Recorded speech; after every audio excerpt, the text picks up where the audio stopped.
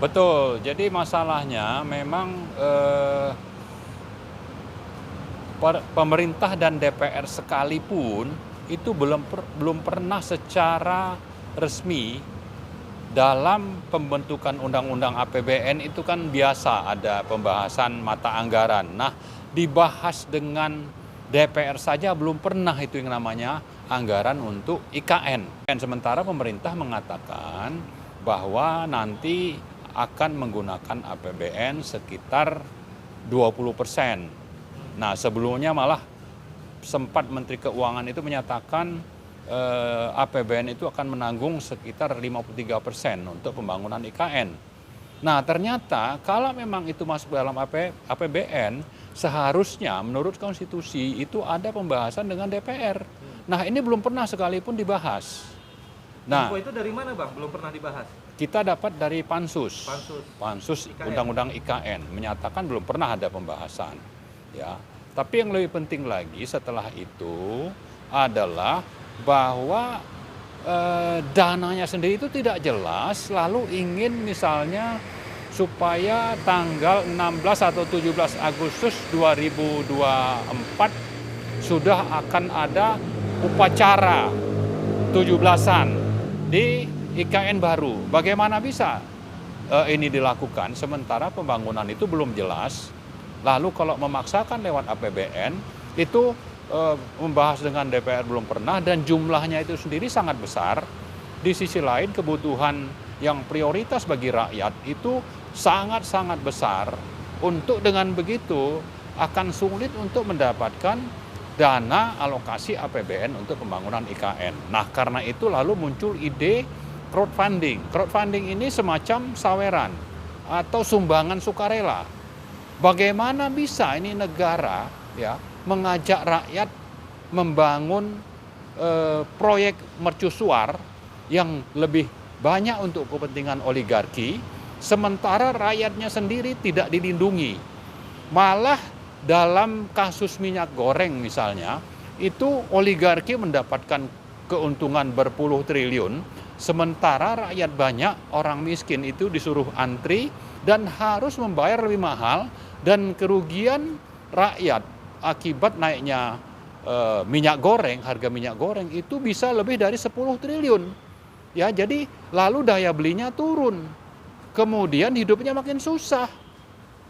Diminta pula untuk nyumbang proyek IKN, sementara ini adalah proyek oligarki yang untuk kepentingan tidak jelas siapa, dan ini proyek mercusuar. Karena itu saya kira ini sesuatu yang sangat menyedihkan ya, penyelenggara yang seperti ini yang pro oligarki sementara rakyatnya itu sudahlah dihisap di berbagai sektor pangan, tapi juga diajak pula untuk meminta untuk membangun IKN yang menjadi proyek mercusuar ini. Saya kira sesuatu yang sangat bermasalah. Bang, kembali ke soal judicial review yang perbaikan dokumen, Bang. Ya. Ada revisi lagi nggak, Bang? Maksudnya ada hal lagi nggak yang diminta dari pihak MK secara administratif? Ya, kita sebetulnya ingin supaya ini ujungnya adalah membatalkan undang-undang IKN. Karena apa? Karena proses pembentukannya itu lebih parah dibanding waktu MK memutuskan undang-undang Ciptaker itu inkonstitusional. Ini lebih parah. Jadi otomatis mestinya batal.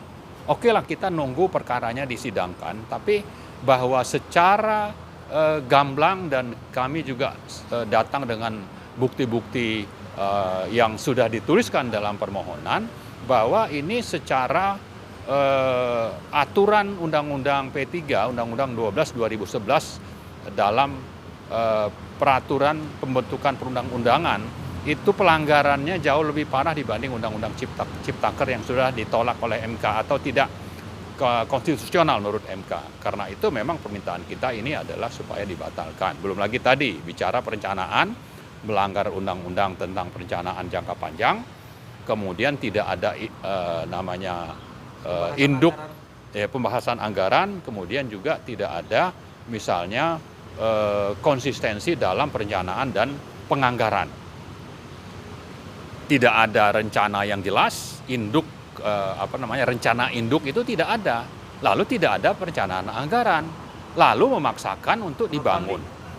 lalu mengajak rakyat untuk ikut saweran. Ini bermasalah. Ya. Jadi ini bisa dikira emang uangnya nggak ada Bang ya?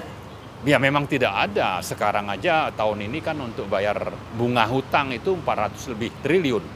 Bunga hutang saja, bukan tidak termasuk pokok hutang gitu. Jadi sangat-sangat bermasalah lah intinya. Oke. Ya. Jadi kepentingan rakyat mana Bang yang dibela dengan pengajuan judicial review ini Bang? Mayoritas rakyat, Mayoritas ya termasuk rakyat yang belum paham ya, mungkin di Kalimantan itu banyak yang tidak paham masalahnya itu apa. Jadi justru kita melindungi mereka supaya tidak jadi korban. Misalnya nanti begitu ini sudah jadi, misalnya orang daerah itu tidak bisa jadi eksekutif di situ karena itu otorita kan. Kemudian juga tidak akan ada DPRD di sana. Kemudian mereka dapat apa kalau memang itu nanti yang bangun oligarki? Pekerjanya bisa pula nanti dari Cina misalnya. Iya. Ya kan? Jadi yang lebih pas sebetulnya membangun semacam pusat-pusat industri, kawasan khusus ekonomi ya. Itu seperti yang sudah terjadi di Batam. Itu lebih pas dilakukan di Kalimantan dibanding membangun IKN. Jadi artinya membangun sektor industri yang produktif supaya rakyat bisa kerja, tapi ekonomi juga tumbuh.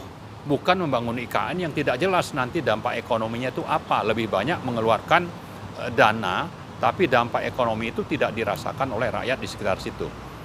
Iya. Oke. Oke, Bang. Ya.